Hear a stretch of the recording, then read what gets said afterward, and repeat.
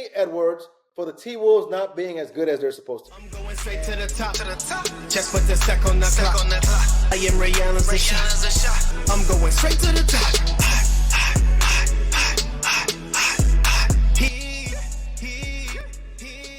Yo, what's going on, everybody? Mike here with the Sports and the Real podcast, coming at you once again. As always, don't forget to like, subscribe, and share. Tell a friend, tell a friend, tell a friend. I appreciate you guys joining me as always. Feels good to be talking about sports for a little bit. Super Bowl is here, so I wanted to get in a couple takes. But don't forget to subscribe. Check out the website. sportsandthereal.tv. And I know you guys are like, man, this guy ain't been talking about sports a lot lately. A lot of videos on, mental health and mindset and, personal development. All that falls into the personal development category. And I'm going to say this, y'all. Like I said, from the very beginning, if you've been following me, I love talking about sports, but I want you guys who follow me to be more than just sports fans, right? And the first step to everything else, to me, I've figured out the foundation to any kind of success in life is having your mental right, having the right mindset. If you have the right mindset, if you believe you can achieve. And I truly didn't get the grasp of that until I got much older. If your mindset is right, then you could do anything. So the reason why you're like, man, this guy's ain't really talking about sports, what's going on? The reason why I've had so many episodes kind of back to back talking about mindset and people overcoming trauma is one, all of us deal with stuff. All of us deal with doubt. All of us experience things. And it's like we fail and how do we come back? So if you notice the pattern, in these episodes is, it's people who have failed, who continue to deal with difficulties and challenges in their life with their mindset and their mental, and have somehow overcome. And again, we deal with it. I deal with it. I know you guys do. But I truly, truly believe that if you fix the mind, if you fix the mindset, then everything else is going to fall in place. So yeah, I want to talk about sports. And yes, there's more to come on different topics, right? I have a series hopefully coming up soon on, finance, business stuff, like all that stuff I want to talk about. But the basis of it all, the foundation of it all is fixing your brain, man. Once that's right, everything else, I promise you, will fall into place. So I appreciate y'all hanging out with me, following along. For those of you who have watched, these episodes, stay in there. I promise you, it'll be all worth it. And I have a plan to this thing. It's a method. It's a method to the madness. I'm not just recording stuff. There's a method to the madness. But appreciate you guys spending a few minutes with me as always. Wanted to get in some hot takes as the Super Bowl is coming around. NBA midseason is here. Wanted to get some takes off. So let's jump into it. So Super Bowl is here. Conference championships are over. Playoffs are essentially come to an end. And let me say this, man. I've figured it out when it comes to this Kansas City Chiefs thing and this Buffalo Bills thing. I'll do the Buffalo Bills angle first. Buffalo Bills, great team. Obviously, truly a great quarterback, generational quarterback. I think a really good coach in Sean McDermott. They have a squad. Now, some people will say the Bills is lacking wide receivers. They lack weapons, as in previous years, right? They don't have maybe Stephon Diggs, and maybe if some Bills fans will say we don't have the weapons we used to have in the past. All that is true and all, but the same thing keeps repeating itself over and over. Whether you have the weapons or you don't, the Buffalo Bills keep falling into the same trap, and that trap is in the playoffs somehow they're going to lose to the Kansas City Chiefs. So I've come to this point, to this conclusion, man. Josh Allen is the NFL equivalent of 1990s Karl Malone, 1990s Patrick Ewing. Like, these guys who, for whatever reason, could not get past Michael Jordan. And yes, Patrick Mahomes has reached his Michael Jordan phase where no matter what happens, you're not going to beat him. And it's not because Patrick Mahomes is so great, because he is, but it's not just because he's so great and it's all that, right? It's because the team around him, the coaching around him somehow always picks him up, always picks it up just when he needs it. Just like Michael Jordan, even when Michael Jordan had off games in the playoffs, even when, he wasn't Michael Jordan as he typically is, somehow, some way his team won the game, made a key play, and the Bulls eventually won championships, even though Michael Jordan got all the glory. But really, he always had the supporting cast that kept him afloat even when he wasn't at his best. Always had the best coach. Always had the second best player, right? Like, you were never going to beat Michael Jordan and the Bulls because their team was pretty much stacked, you could say.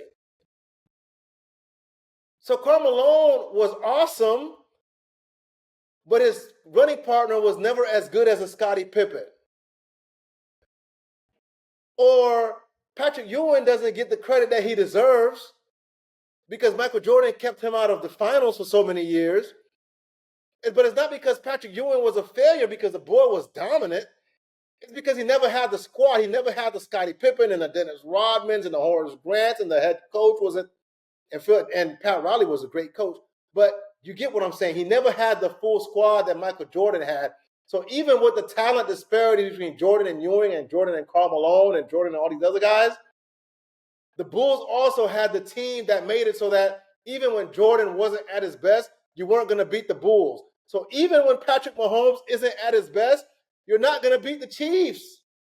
And that's the problem. So Chris Jones is going to step up and make a great play. And Travis Kelce is always open at the right time. And the right play caller always comes in. All the time. Big Red. Andy Reid.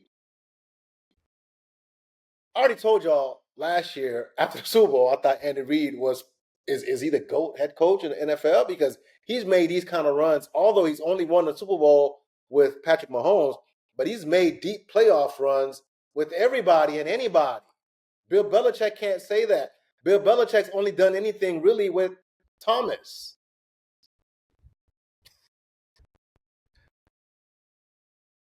So whether Patrick Mahomes plays great or not, somehow the Kansas City Chiefs always find a way to win, to make the right play. Kelce always finds a way to get open, and not only does he get open, he catches the ball, and his old slow butt is still running 30, 40 yards on the field, always in the clutch.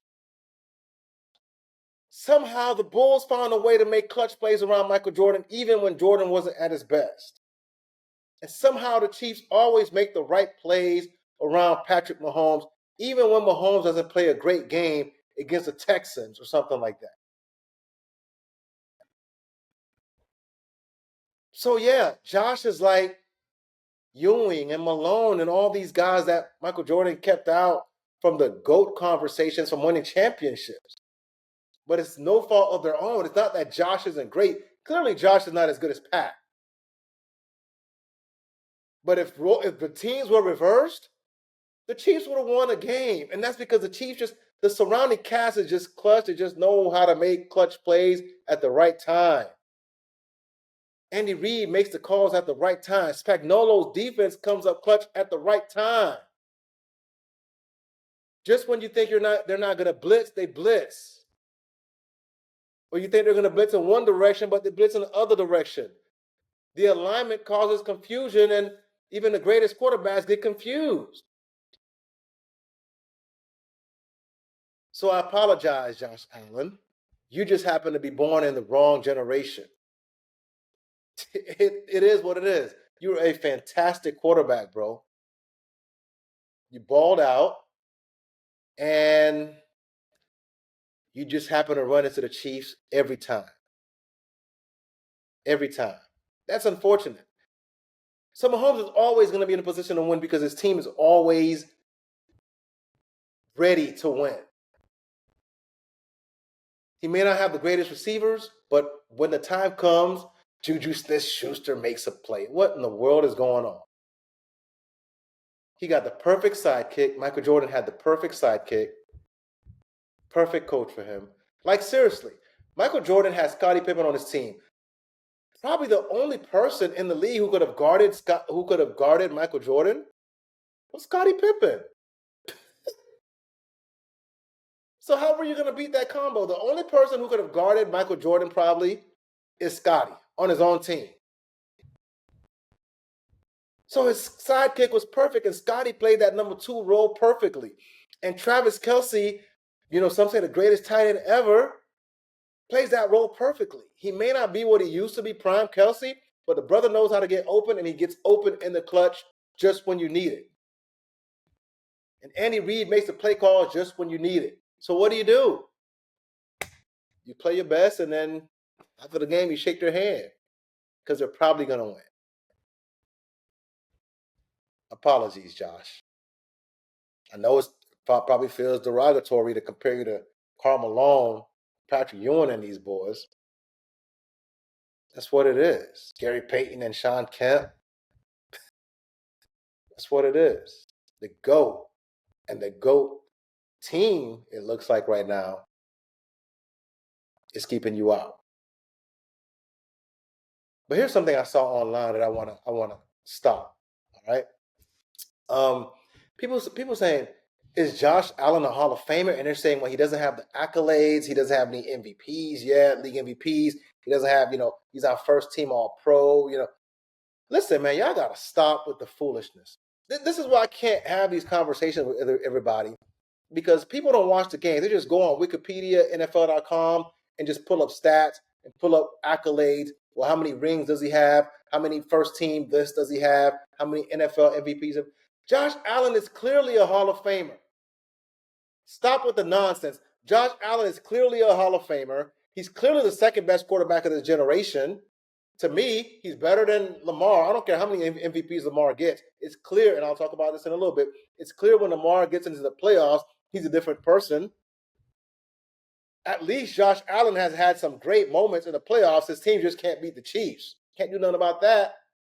His defense can't stop 13 seconds. Can't do nothing about that. That ain't his fault. We've seen Josh have great games and go off and look like regular season Josh in the playoffs. We haven't seen Lamar have regular season Lamar games in the playoffs. So don't come at me with MVPs. And Josh Allen's game and resume speaks for itself. If you watch the games, Josh Allen is clearly the second best quarterback of this generation, and he's clearly a Hall of Famer, first ballot. So don't come at me with playoff record and playoff failures. Literally, if his defense could have stopped Patrick Mahomes in 13 seconds, somehow they couldn't, he's in the Super Bowl and probably winning.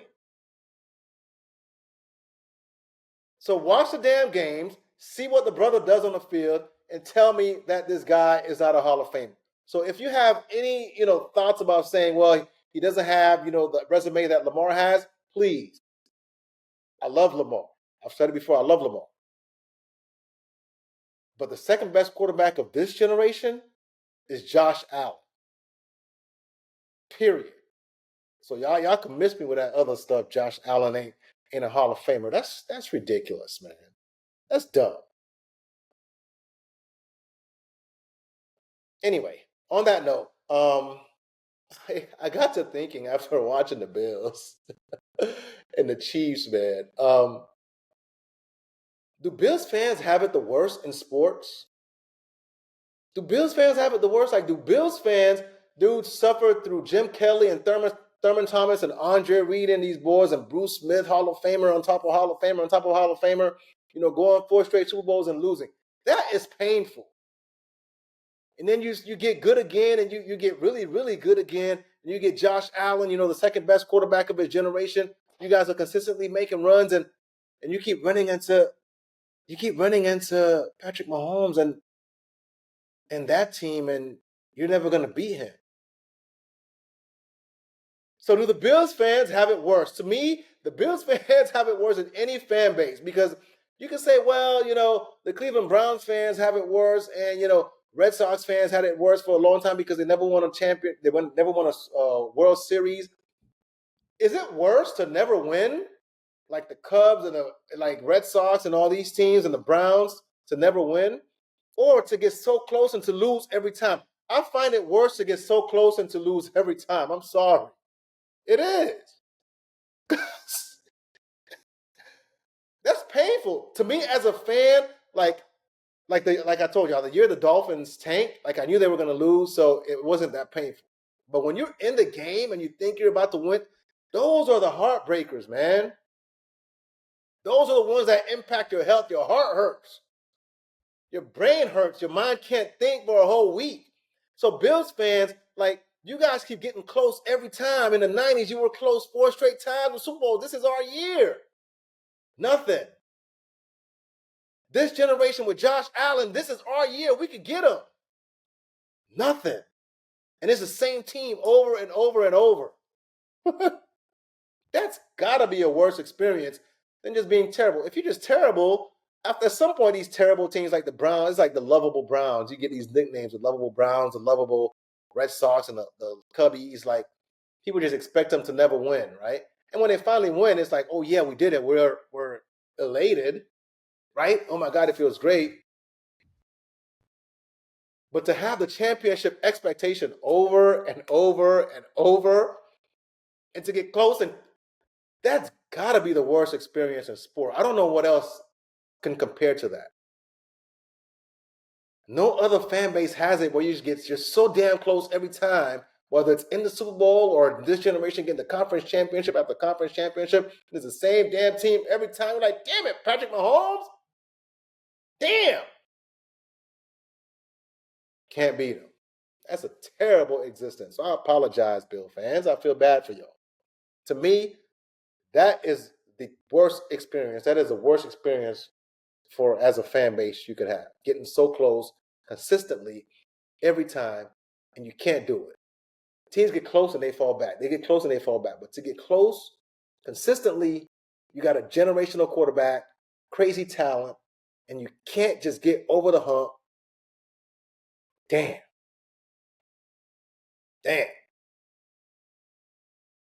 Sucks. It sucks. All right. I'm going to say this as I'm giving the Chiefs props. I want to say this. As a fan, I could see why people say that the NFL is cheating for the Chiefs. All right? I'm going to say it. Patrick Mahomes getting personal foul calls that nobody else gets. Really suspicious. Real sus. Can't lie to you. Guys barely touch him, he gets calls. Other QBs get laid out, nothing. Patrick Mahomes get to run and prance and act and this and that, act like he's going to slide and then flail when somebody touches him. All that is real sus. And he knows it. Pat Mahomes knows it, and he's playing the system. So I can see why people hate the Chiefs. Matter of fact, right now, I hate the Chiefs. As much as I think they're awesome and they're great, I need somebody to beat them. So coming for Super Bowl, I'm an Eagles fan, even though I predicted earlier in the year that Jalen Hurts was going to be the reason the Eagles don't win the Super Bowl. He hasn't been all that great, but I need him to be great enough for them to win Super Bowl Sunday. Because I can't take another Chiefs Super Bowl, man. I'm tired of it. I'm tired of them winning. I'm tired of them throwing it in our face. I'm tired of Pat Mahomes prancing around, unathletic stuff, picking up first downs in the clutch. I'm just tired of it all, man. We need somebody else. The Chiefs are now the evil empire, man. The evil empire that the Yankees were. And people hated the Bulls. I was a Bulls fan. I knew everybody hated the Bulls. They won so much. After a while, get out of here. After a while, the Lakers dynasty, get up out of here, Shaq and Kobe. I'm done. I'm tired. Y'all getting all the calls. I'm sure Sacramento fans can say something about a team getting all the calls. Patrick Mahomes gets all the damn calls. He really does. As great as I think he is, best quarterback of his generation, the brother gets all the calls. The Chiefs gets all the 50-50 calls. The Buffalo Bills are sitting there, driving, and, they get a first down. To me, it looks like first glance, it looks like you get a first down. The officials come in, and one of them has him as a first down, Josh Allen, and the other one doesn't. And it's all every 50-50 call goes to the damn Chiefs, man. And that is frustrating, all right? Every 50 call goes to the Chiefs. So yeah, they're the evil empire because it seems like they're in bed with the damn NFL. Just like the damn Patriots were. It sucks.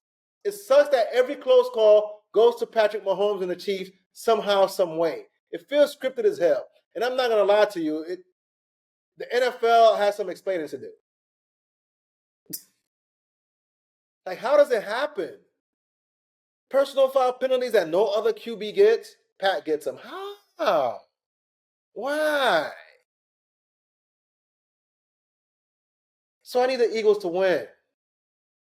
Jalen, I apologize right now, brother. I need you to go make it happen. Saquon, I need you to make it happen. AJ Brown, my guy, make it happen. Get these fools off my TV screen, man. I'm done with them. We're done with the Chiefs. We're done with the cheating. We're done with the freaking evil empire, man. Get them out of here.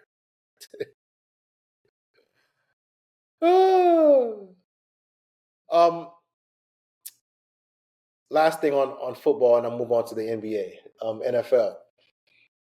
I talked about Lamar a little bit ago.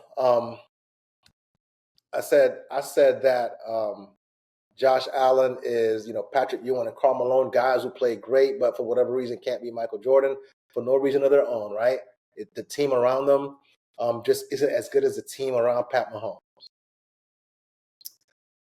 Lamar Jackson is like Peyton Manning. And if you guys remember Peyton Manning's career, Peyton Manning sucked in the playoffs. He choked. Peyton Manning choked worse than Lamar Jackson in the playoffs initially.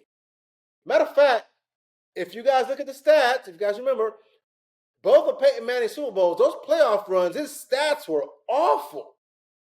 God awful. The problem is with Lamar is he doesn't perform like regular season Lamar in the playoffs, but he's played good enough. Like this last game that they lost to the Bills, although he had the turnovers, he still played good enough to win. The problem with Lamar is he doesn't have the team, or he's not in a situation where he could still win despite him not being regular season Lamar.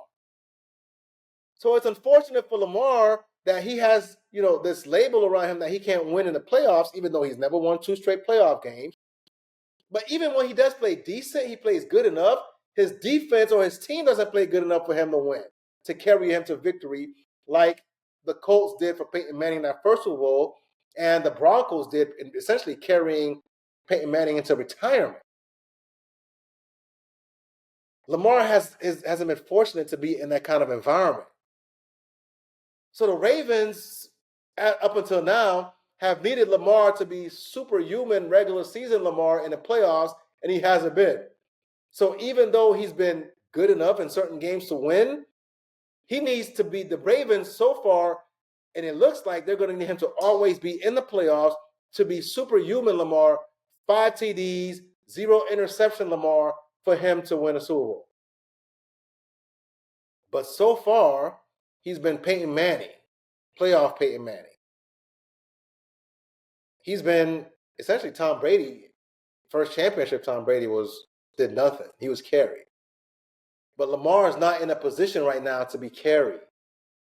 His team, for whatever reason, is not able to carry him when he doesn't play superhuman. He plays okay. He's had okay games. But it looks to me like Lamar is going to need his team to shut out the opposing team for him to go to Super Bowl. Like if y'all remember the Russell Wilson Seattle teams, Russell Wilson went to a Super Bowl, won an NFC Championship game after committing 5 turnovers because his team kept stopping Aaron Rodgers and the Green Bay Packers over and over and over and over and over again. Lamar hasn't had that defense. Even though his defense has been good, it hasn't been that kind of good in the playoffs to continually dominate another team and give Lamar chances over chances over chances over chances. Because Lamar, it doesn't look like he's going to be able to go 5 touchdowns, 0 interceptions in the playoffs. That's tough. That's tough. So I've talked about it on the episode. I had my guy Chad on the episode to talk about that. We don't know if Lamar's going to win a Super Bowl. Not only because he doesn't play up to his potential or what he shows us in the regular season, but the team around them, unlike Patrick Mahomes, the team around Lamar is not able to lift him up and carry him when he's not at his best. That's unfortunate for my guy, Lamar. So, yeah, Lamar's Peyton Manning for now. All right, that was the my NFL take. NBA, let's talk some basketball, y'all. Let's talk some hoops. All right, first thing. My guy, Anthony Edwards, I predicted Anthony Edwards to win the MVP. I predicted Anthony Edwards would become the face of the league within a year or two, best player in the league. Like, I predicted all that. And so far, it's not happening. And the Timberwolves don't have a tremendous record. They look kind of average. Some days they look good, some days they don't. And people have blamed everything, right? Defense is not as good as they used to be. They blame Julius Randle, saying, well, Cat was a better fit because Cat spread the floor. I'm not sure if I 100% believe that, even though Cat may be a better shooter, but I don't know about that. I think Julius Randle shoots well enough for the paint to not be crowded because of him. There's other reasons. Jaden McDaniels hasn't really developed into what they thought he would be. Maybe I don't know what they thought he would be, but I thought he would. He needed to become like the Scottie Pippen to Anthony Edwards' Michael Jordan. Like, his offensive game needed to become more consistent, but it's not. His offensive game is not consistent. He's still a hell of a defender, tall, long as hell. But his offensive game hasn't evolved. So that's a legitimate excuse, right? Defense not as good. Jaden McDaniels not as good. Julius Randle does over-dribble. So I'll give him that. That's a legit excuse. Julius Randle does over-dribble when he gets the ball. In the post or up top, he'll dribble, he'll lose it, he'll spin, or somebody will pick his pocket. Like, 100% part of it is that Julius Randle over-dribbles. So all legit excuses, I'll give him that, right? The defense not as good. Jaden McDaniels not turning into, the true number 2 that they thought he would. Julius Randle not being like that with his handles and getting picked off over dribbling. But y'all want to know the real reason why the T-Wolves aren't as good as they supposed to be, as we thought they would be? I picked them to finish like 1-2 in the West. Y'all want to know why the T-Wolves ain't as good? Anthony Edwards, man. Blame Anthony Edwards for the T-Wolves not being as good as they're supposed to be. And about a month and a half ago or so, he was complaining about facing double teams, and he's tired of seeing double teams, and he's forcing them to be a passer instead of him attacking and this and that. Blame Anthony Edwards for the T-Wolves not being where they're supposed to be. And Charles Barkley was on TNT talking about Anthony Edwards has regressed. That's what Chuck said. And I'm not going to say he's regressed, but he definitely hasn't taken a step forward. So he's probably just flatlined for now. And the reason is because dude wanted to turn himself into a three-point shooter, and now he's shooting like 10 threes a game. He leads the league in three-point makes. Bro, I don't think anybody who knows basketball looked at Anthony Edwards last year and said, you need to start shooting more threes and become a better three-point shooter. Like, that's your weakness. I broke it down for y'all in an episode. I was like, after they lost to the Mavs, I was like, yo, Anthony Edwards is great, but to take the next step, he needs to do a better job of working in the mid-range, get his footwork right when he gets in there, in the paint, learning how to pass out of double teams and staying ahead of the defense. I told him to, watch Luka tape and how to, manipulate double teams when they come at you. So to make them pay for double teaming you. Like, that's what Anthony Edwards needed to work on. He needed to work in the mid-range, get his mid-range shooting up, operating, when double teams come, getting 2 feet in the paint, playing off of 2 feet, and dishing it off, making the right reads. Like, those are the things I thought Anthony Edwards needs to work on to take the next step. But no, He comes back. Good for him. He's shooting threes like crazy. But threes is not what we wanted to see out of Anthony Edwards to go to the next level. Because when you shoot threes, Ant-Man, my guy, you don't maximize your greatest talent. And your greatest talent is your athleticism and your ability to get by anybody into the cup. So when you're sitting there settling, the defenses are like, whew, thank God. They don't care if you make it. Defenses don't care if Anthony Edwards makes or misses a three. Like, oh, thank God he didn't attack the rim. Because despite what the analytics people might say with three-pointers and all this stuff, when you attack the rim, you get the other team in foul trouble, Ant. Nobody can foul you. Nobody can stop you from getting to the rim. So they have to foul. Either your man is going to foul you trying to stay in front of you, or the guy helping is going to foul you. Either way, nobody can stop you, Ant, from getting to the cup. So why are you stopping yourself? Why are you settling? And there was a clip floating around the internet I saw where they were Michael Jordan was being interviewed, and they were asking him, him shooting threes. He was like, I could shoot threes, but he didn't feel like shooting threes was in his best interest or the best interest for the team, because him attacking drew double teams, him attacking drew fouls, and it kept him in an aggressive mindset. Shooting threes, you naturally get into this, I don't want to say lax, but just not as aggressive mindset. Because anybody could get off a three at any time. But it takes effort. It takes a different mentality to keep on attacking and attacking and attacking. So don't give me the excuse that, it's because Cat's not there, the paint is clogged with Rudy and Julius Randle. I don't believe that. Because I've seen people attack the paint consistently and win with a clogged paint. I saw Derrick Rose win an MVP, and his team led the league in wins with Joakim Noah in the paint and no shooting around him. I saw that. I saw Russ win an MVP with some of the worst shooting in modern basketball history around him. Worst shooters. I've seen it. So don't tell me about Ant-Man not having shooters around him and the paint is clogged. Julius Randle shoots the ball well enough. Ain't nobody truly sagging off of Julius Randle and giving him open tray balls. But what's happening is, if you watch it, and I've watched a ton of these games, Ant comes around the pick, and instead of attacking downhill, he'll settle or he'll hesitate and not go full speed. I remember Tom Thibodeau used to talk about, for his point guards when he had Derrick Rose, he wants his point guards to come around the pick and go straight downhill and attack. And when you watch Ant-Man, a lot of times he's not attacking. When he does attack, he's unstoppable. That's when he goes crazy, because everything else opens up when he starts attacking, because nobody wants to get in foul trouble. So do what you're most gifted at, Anthony Edwards.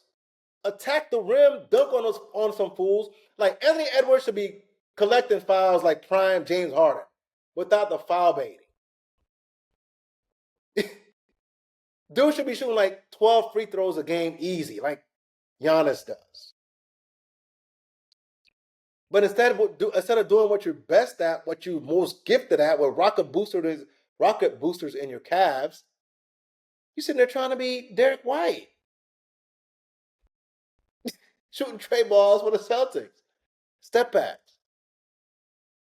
I don't mind you shooting threes, Ant, but I promise you, attacking is where you are the most vital to your team.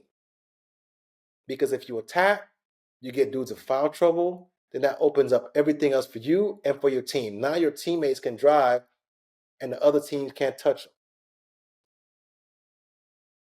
People should fear Anthony Edwards coming off a pick and roll like they used to fear Derrick Rose. You hear Tom Thibodeau and other people back in the NBA back in those days talk about how much they were scared of Derrick Rose because he kept coming at them all the time.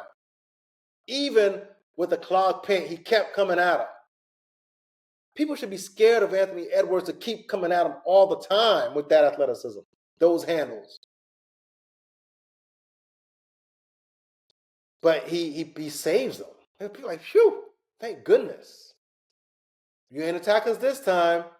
Thank God. I'll give you another one. And another one.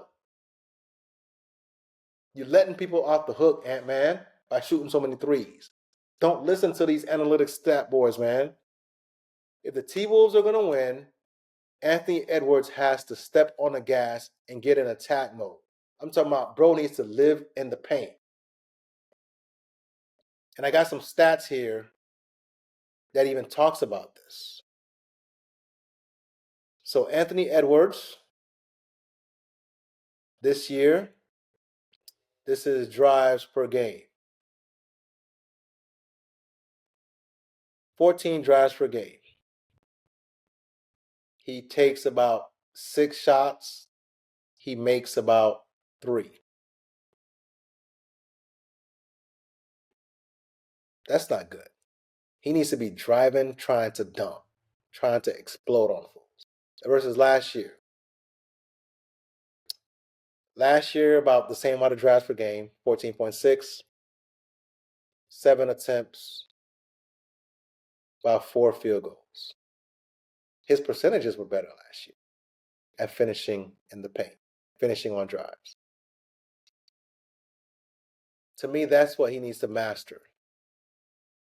Get in the paint, 2 feet in the paint. You're either drawing a foul or you're making a pass to an open teammate. Don't let these people off the hook, man. You are too dang athletic. You are too good to sit here taking 10 threes a game. That's Klay Thompson basketball. That's Steph Curry basketball. Those people, they weren't blessed with the gifts that you were. Steph has to shoot that many threes or his skinny self is going to fall apart driving into the paint 30 times a game. But you, the athlete that you are, strong, fast, quick, athletic, bouncy, there is no reason why Ant-Man can't be like Shea. Shea lives in the mid-range. Shea's trade ball ain't worth nothing. But somehow he's a scoring machine. And he's unstoppable.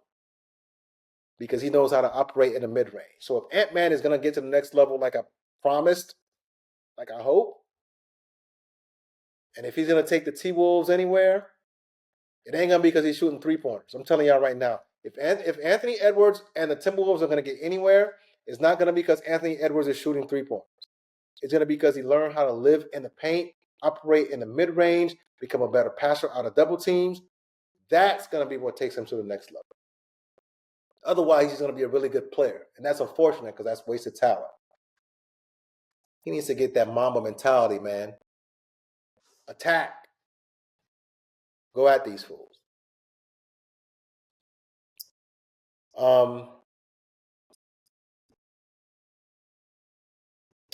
Let's keep going.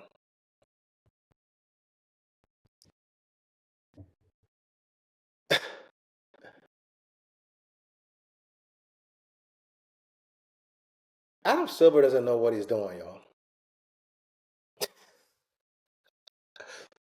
No, seriously. So this week, Adam Silver had a press conference, or I don't know what he had, interview, and he was talking about going at 10-minute quarters for the NBA. Like, who the hell is advising Adam Silver, man? And I talked about it before. Like, Adam Silver is getting advice from the wrong people, bro. The wrong people are telling this cat, hey, man, put some colorful ass floors. That's going to draw eyes. The wrong people are saying, man, create this IST, like in-season tournament. That's going to draw eyes. Like, those are temporary fixes that nobody asked for, man. What we want is actual basketball, actual big boy basketball with contact, allow defense, where dudes aren't just playing like they're at the LA Fitness at 5 o'clock in the afternoon. Even the LA Fitness at 5 o'clock in the afternoon goes harder than some of these games used to go. But I don't know if Adam Silver really knows what the NBA fan wants. What draws people to sports? What draws people to NBA basketball? The physicality, the athleticism, the trash talking, that creates theater. That's what we want. The wrong people are advising you, bro. Like nobody cares that it's 10-minute quarters, bro. I bet you're still gonna have the same number of commercials. That's what makes the games long. Players, if you tell players, well, it's only 10-minute quarters, they're gonna find a way to not play 10 minutes anyway. They're still gonna skip out on playing. So shrinking the quarters ain't gonna do nothing, bro. Like, who is advising Adam Silver? That's not what we want, bro. We want basketball. We want big boy basketball. We want to see the players, the best players on the floor playing hard. That's what we want. We want competitiveness. We want some chirping. We want some fouls, some physicality. We want true rivalries, not this made up rivalry week where it's teams that have nothing to do with each other. You got the rivalry between Denver and the Sixers, but it's never a rivalry because Joel Embiid is always hurt. Real rivalries get created when two teams hate each other. Two teams hate each other when they get physical. There's some contact. There's maybe some text. There's some trash talking. That's how rivalries get created. But if you leave this soft-ass league the way it is, then you're never going to have real rivalries. Because the guys are too cool. They're too chill. That's what we want out of basketball. Nobody cares that the quarters are 12 or 10. That's not going to help nothing. Nobody gives a damn about colorful basketball floors. In-season tournament means nothing. We don't even remember who won this past in-season tournament. Nobody cares. So the NBA is coming out with all these things, all these ideas that people don't care for. We just want to watch basketball, big boy basketball, not Fruit Loop cupcake basketball that's been played. And I'm not going to lie. Recently, the basketball, the intensity has picked up. I'm not going to lie. And I love it. There's been more contact than probably in the last 8 years in the NBA. 8 to 10 years in the NBA this season. I'll give them that. But we want more of that. More physicality. More competitiveness. Let these boys play, man. Let these boys talk a little bit. Trash talk a little bit. Point at each other a little bit. That's what we want. So all this talk about ratings and viewership, clearly it's a concern. Some people are in denial. Some NBA fans are like, the NBA's in great place. They, big multi-billion-dollar deal. All that is true.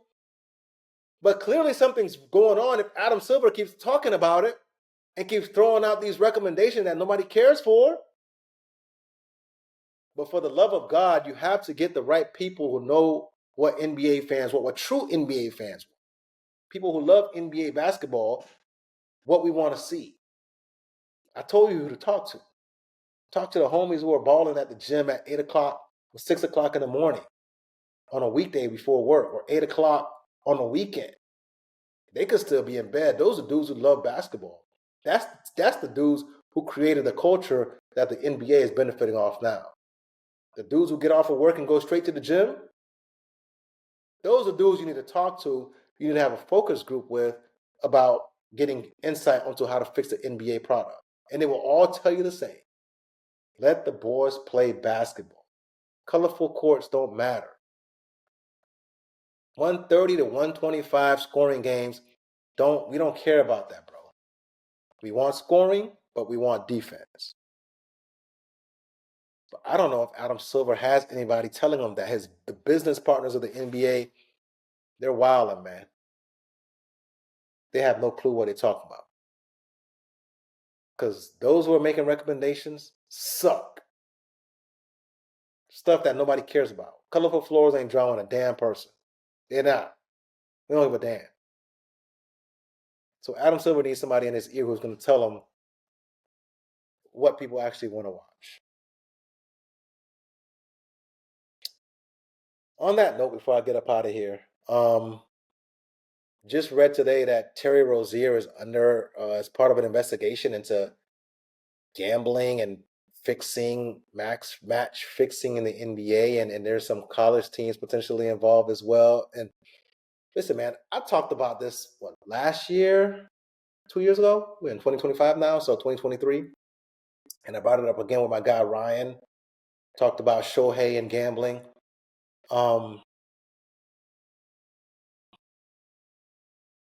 This is gonna get worse. I've already talked about it. I already talked about the pitfalls that's waiting.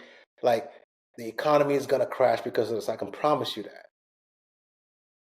But I've also talked about the fact that in Terry Rozier's situation, they're accusing him of essentially like Jonte Porter leaving games.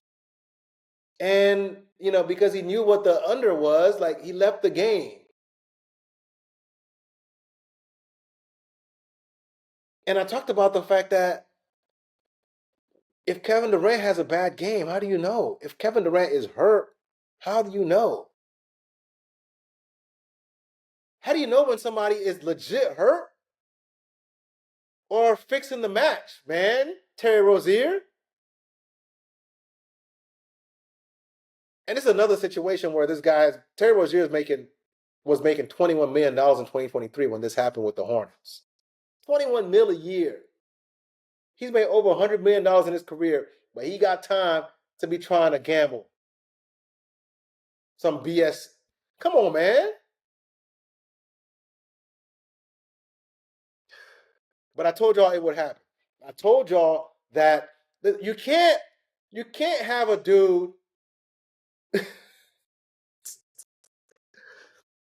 you can't have a guy who's trying to be celibate sitting in a swimming pool in a jacuzzi with a bunch of women around.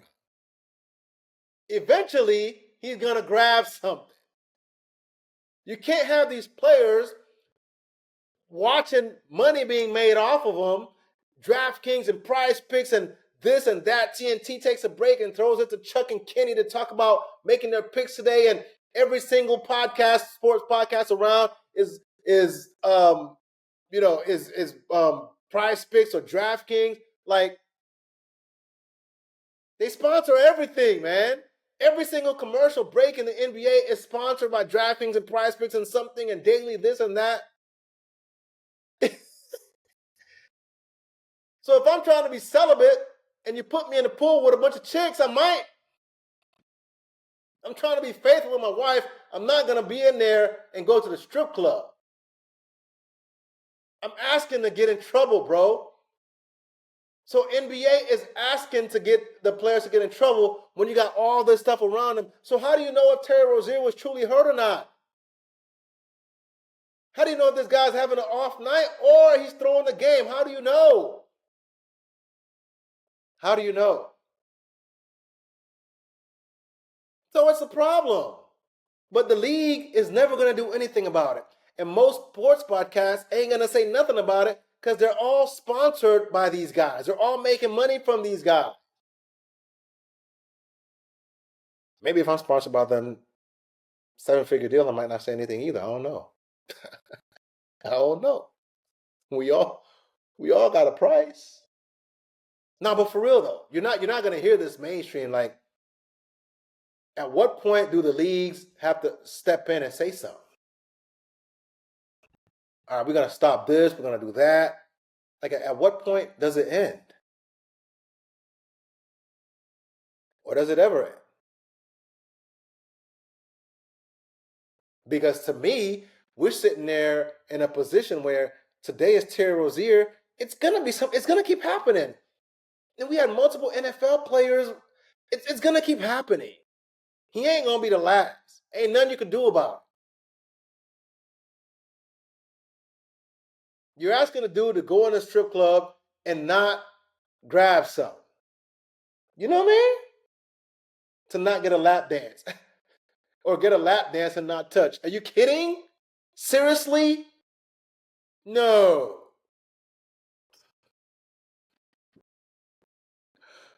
Y'all get the point. Y'all get the damn point. But Adam Silver is never going to do anything because that's money. Cash rules everything around me. So money talks. So everybody's getting paid hand over fist right now. Ain't nobody turning money down. NBA is making millions of dollars off of these deals with Prize Picks and DraftKings and all these different books, man. So they're never going to step in. The NBA did an investigation back in 2023, and they claimed that they found nothing. And if something is found now, it's only because Terry Rozier is probably expendable. But if it were a big-time player, that would be swept under the rug.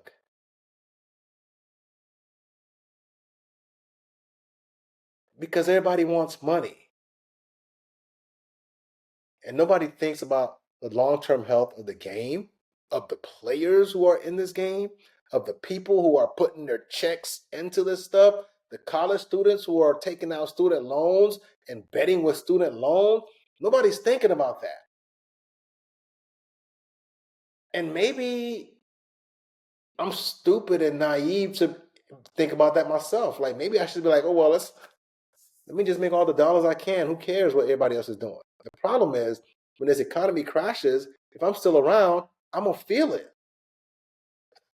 I'm going to feel it. We're all going to feel it together. So there's no isolating yourself when the economy crashes because everybody's broke because they bet their student loans and they took out credit cards to bet on NBA and NFL games.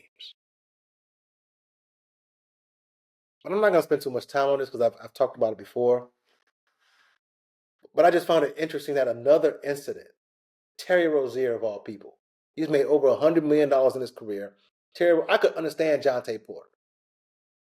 New to the NBA guy, end of the bench guy, needs some dough, even though his brother got major cash. But Terry Rozier? Love of money, that's what they say is the root of all evil. Damn. Terry Rozier proved them right. How are you going to make that much money and spend your time trying to bet? Come on, man. Come on, dog. Ridiculous. But yeah, ain't nothing changing. But I'm going to keep talking about it. That's what I do. I'm going to leave it here, y'all. Appreciate y'all checking me out, hanging out for a few minutes. Yeah, let's go, Eagles. E-A-G-L-E-S. Eagles. Ain't this what they say? I'm going to highlight y'all next time. But y'all be good. Again, stay with the episodes, personal development episodes, mindset stuff. Really, really check that out. Some good conversations there. Like I said, I have a financial series I'm working on. Getting our personal finances, business stuff, all that stuff. Sports and the real shit coming at you guys. But y'all be good. Mike, Sports and the real shit. Catch you guys next time. Peace. I'm going straight to the top. Just put the stack on the clock. I am Ray Allen's a shot. I'm going straight to the top.